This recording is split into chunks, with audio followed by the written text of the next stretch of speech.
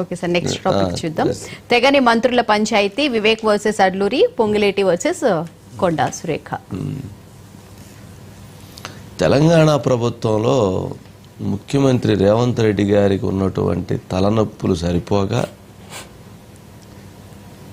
మంత్రులతో వస్తున్నటువంటి పంచాయతీలు మరింత బొప్పి కట్టిస్తున్నాయా అన్న అభిప్రాయం కలుగుతా ఉంది.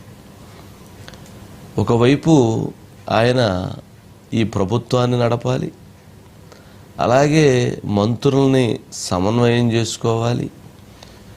నేను పవర్ఫుల్ అంటే నేను పవర్ఫుల్, నేను కాబోయే ముఖ్యమంత్రి అంటే నేను కాబోయే ముఖ్యమంత్రి అనేటువంటి భావనతో ఉన్నటువంటి వాళ్ళని సక్రమమైన మార్గంలో పెట్టి నడిపించాలి.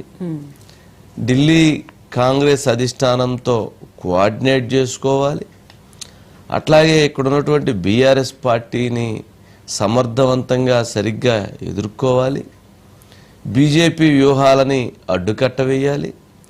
అలాగే కాంగ్రెస్లో పనిచేసినటువంటి కేడర్కి వారికి మంచి నాయకత్వాన్ని లేదా మంచి పదవులని వారిని సరిగ్గా వినియోగించుకోవటం, వాళ్ళ అసంతృప్తులని చల్లార్చటం, ఇన్ని టాస్కులుంటే, ఇన్ని పనులుంటే ముఖ్యమంత్రి రేవంత్ రెడ్డి గారికి మేడారంలో వేసినటువంటి టెండర్లో ఆ టెండర్లో వాటాల పంచాయతీల కోసం అక్కడ వచ్చేటువంటి కమిషన్ వివాదాలని ఒకరు కొట్టుకుంటా ఉంటే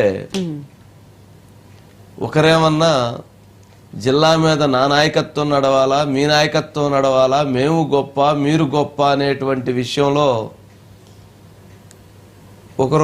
ఒక ఇద్దరు మంత్రులు రాజకీయాన్ని చేస్తూ ఉన్నారు. ఎలా ఉండయ్యానంటే, ప్రజలు మంచి చెయ్యండి బాబు, ప్రజలు మీరు మంచిగా పరిపాలించండి, మాకు మంచి చెయ్యండి అని అవకాశం ఇస్తే వారు మీ మంచి సంగతి ఏమో కానీ మా యుగోలు ఉన్నాయి చూశారు, మా యుగోలతో మేము కొట్టుకుంటాం తప్ప, మా యుగోలు ఏందో మేము చూసుకుంటాం తప్ప, మాకు కావాల్సిందేదో మేము చూసుకుంటాం తప్ప మీ సంగతి తర్వాత చూస్తాం అనేటువంటి భావనలోకి కొంతమంది మంత్రులు వచ్చేసినట్టున్నారు. అలా వచ్చినటువంటి వాళ్ళ రాజకీయ భవిష్యత్ అనేటువంటిది మనం గత చరిత్ర చూసిన తర్వాత శూన్యంగా మిగిలిపోతుంది. ఇది అర్థం చేసుకోవాలి.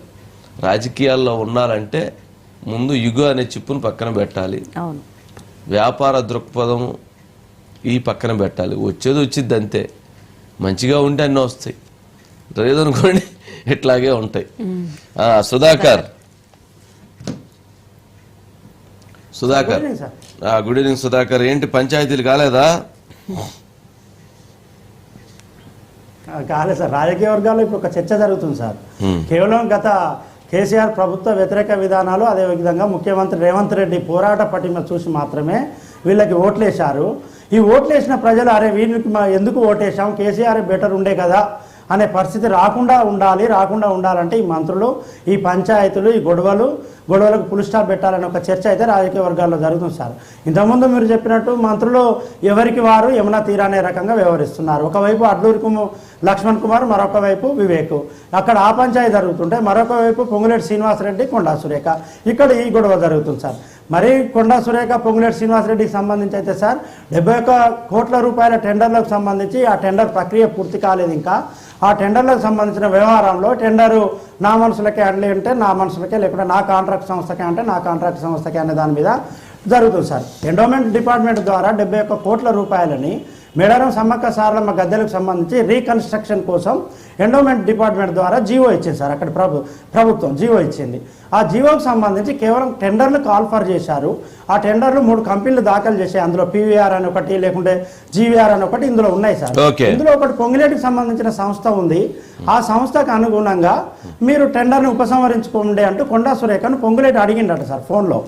అడిగిన తర్వాత అప్పుడు ఆమెకు తెలిసిన కారణంగా ఇది బయటకు వచ్చి మీరెవరు ఎండోమెంట్ డిపార్ట్మెంట్ డిపార్ట్మెంట్లో ఇన్వాల్వ్ కావడానికి డిపార్ట్మెంట్ నాది అని కొండా సురేఖ తరపున కొండా మురళి మాట్లాడినట్టుగా బయటికి వార్తలు వస్తున్నాయి. కానీ ఇక్కడ ఇంకొక విషయం సార్, మేడారం సమ్మక్క సారలమ్మ గద్దెల రీకన్స్ట్రక్షన్ చేయాలి, అదేవిధంగా జాతర అభివృద్ధి చేయాలని కోరుకున్నది సీతక్క. ముఖ్యమంత్రి రేవంత్ రెడ్డిని ఒప్పించి మెప్పించి డబ్బులు తీసుకొచ్చింది సీతక్క. ఆమెకు సంబంధం లేకుండా ఇప్పుడు ఇద్దరు మంత్రులు ఇక్కడ కొట్లాడుకుంటున్నారు టెండర్ల కోసం. ఆమెకు పనులు కావాలి, మేడారం జాతర పనులు వేగవంతంగా జరగాలి, 9 నెలల్లో పూర్తి కావాలి. సార్ సుధాకర్, సీతక్క పనిచేసింది కానీ శాఖ ఏమన్నా కొండా సురేఖ గారిది. ఎలక్షన్లప్పుడు 2023 ఎలక్షన్లప్పుడు డబ్బులు ఖర్చు పెట్టింది 100 కోట్ల రూపాయలు పొంగులేటి శ్రీనివాసరెడ్డి గారు. ఇది వాస్తవం. ఆ రోజు కాంగ్రెస్ పార్టీకి ఆయన 100 కోట్లు ఇచ్చాడు, చాలామంది అభ్యర్థులకు డబ్బులు ఇచ్చాడు. కాబట్టి ఆయనకి ఈరోజు రెవెన్యూ ఇచ్చిన, ఆయన చుట్టూతో కొంత వ్యవహారాలు నడిపిన కారణం ఆ రోజు ఇన్వెస్ట్మెంట్ చేశాడు. ఆ రోజు ఆ డబ్బులు లేకపోతే అధికారం కొంత టఫ్ సిచ్యువేషన్ ఉండేదనే విమర్శ ఉంది. కాబట్టి మరి ఇప్పుడు ఆ రోజు ఖర్చు పెట్టాడు కాబట్టి ఆయన కంపెనీలు టెండర్లు వేసుకొని ఆయన కంపెనీల ద్వారా దాన్ని రీబ్యాక్ చేసుకోవాలనేటువంటి దృక్పథంతో ఆయన చేస్తూ ఉండుండొచ్చు. కానీ ఈ శాఖ మాది కాబట్టి దీంట్లో మీరు రావడానికి వీల్లేదు, మీ శాఖలో మీరు చూసుకోండి అనేటువంటి భావన వీరిదై ఉండొచ్చు. ఈ పంచాయతీలన్నీ ఎవరు సెటిల్ చేయాలంటావు? ఇదంతా ముఖ్యమంత్రి రేవంత్ రెడ్డి తలకు చుట్టుకుంటుంది.